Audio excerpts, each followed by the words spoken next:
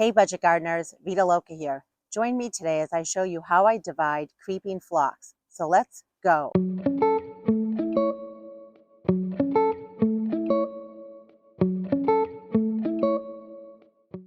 Creeping phlox, also known as moss flower, blooms in the springtime and comes in many different colors.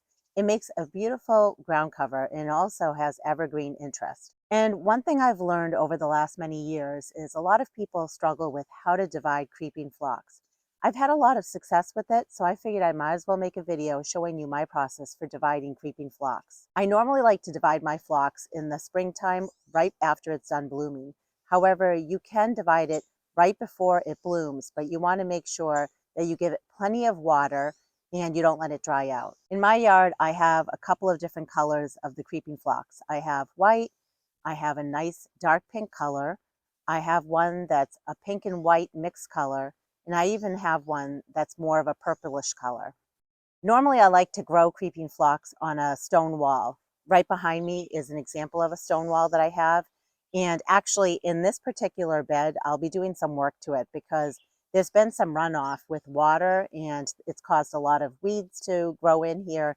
And so I do plan on digging out the creeping phlox, dividing it while I'm at it, and basically redoing this stone wall. But I've also planted creeping phlox towards the front of my flower beds, and it looks so pretty there as well. One thing I've learned about creeping phlox is over the years, it seems to make a nice big dense mat.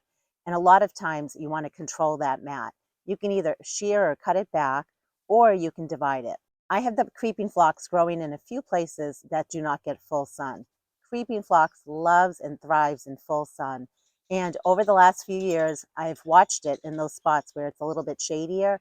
And even though it grows and it has a nice green mat, what I've noticed is it does not bloom. So I figured today I'm going to dig them up and I'm going to divide them while I'm at it. So let me take you to the spot where I have it growing, where it hasn't been blooming for a few years.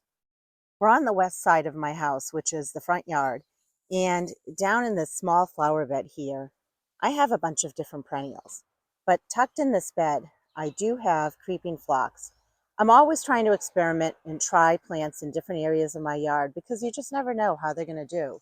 And right here is a patch of creeping phlox. And right around that tree over there, I also had planted some creeping phlox. And again, it's been there for a few years.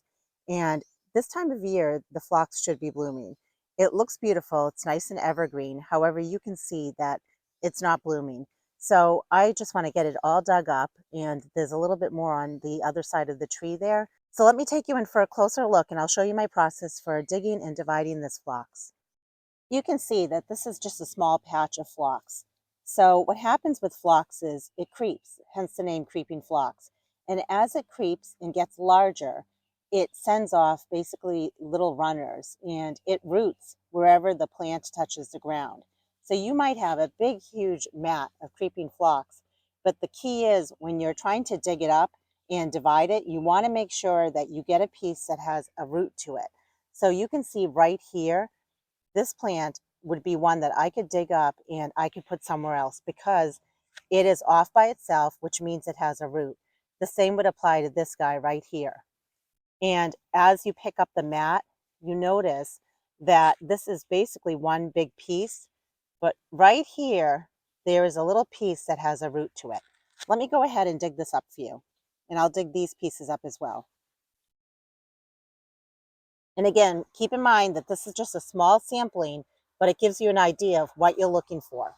And I'm just using a small hand shovel simply because it is a small piece of plant. If you had a larger creeping phlox plant, you may want to use a larger shovel. Right here, again, you can see that this piece is rooted itself into the ground there. So each individual piece that has a root to it is a plant. And this is what we just dug up. Notice all the roots at the bottom here. Each root will create a plant. So you could definitely take 3, 4, 5 pieces and bunch them together and plant them as is. And I'll be showing you how I do that. And today, what I'm going to be doing is potting these up. However, you could do the same process when it comes to putting them in your landscape. Let's go ahead and get all these dug up first.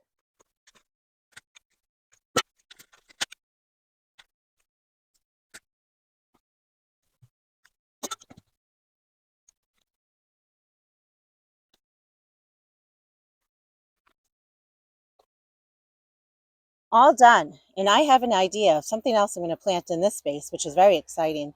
That'll be for a future video. Okay, this is what we've dug up so far.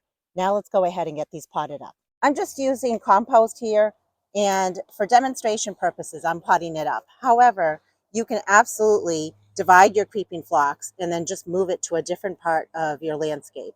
When you dig up your creeping phlox, it's kind of like an underground network of roots.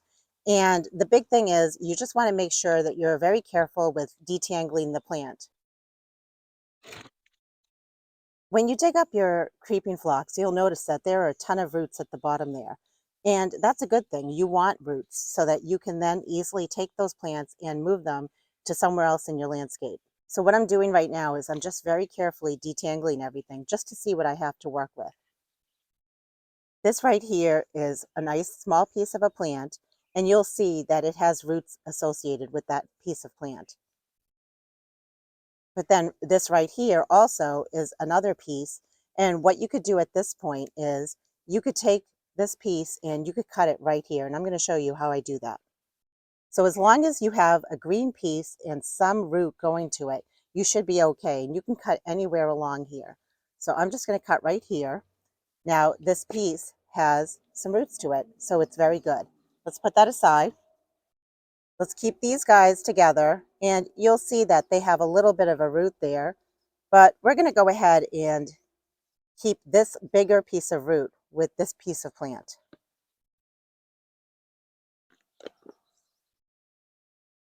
And that's another piece. And you can see that it's just basically a matter of detangling the plant and making sure that you have a green section of the plant and a small piece of root to go with it. And there's another one. And now's a good time if you want. You'll notice like there's maybe a dead piece on the end here. You can clip that off just to clean things up. In case you're wondering why am I potting these up, I have a lot of creeping phlox in my yard. I don't need all of it. And I do have a backyard plant nursery, and creeping phlox is a popular plant that a lot of people like to buy from me. So I do enjoy dividing it and sharing it with others. Okay, so we have a couple of sections of plant here. So what I like to do is I like to take each section. So this is one section, and there's the root.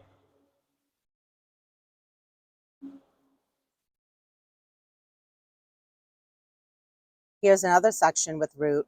And I like to just bunch them together so that the green sections are together and then the roots are down below, kind of like this. I always describe it as making kind of like a flower bouquet. So here's another section. And notice I'm bunching the green sections together, but I'm making sure that the roots are at the bottom, like that. Now these are very small pots. These are just 3-inch pots. So I'm just going to take the roots. And again, I'm doing this because I'm trying to fit this in a pot. But if you were to put this in a landscape, you would just make sure that the roots are going beneath soil level and the green part is staying above soil level. I'm doing this on a day that is cloudy and cool. You don't want to be doing this on a very hot sunny day. And you want to make sure that you water everything really well after you're all done with this project.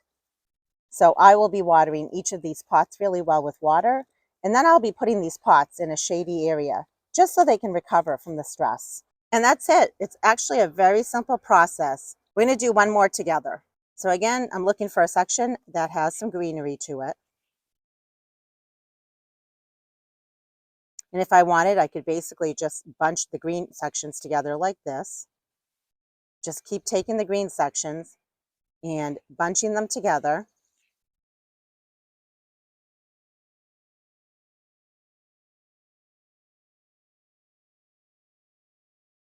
And notice again, the roots are down here at the bottom.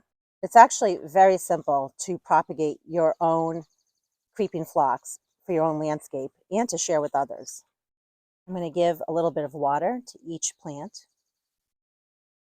And these plants are ready to go to someone else's home. So exciting.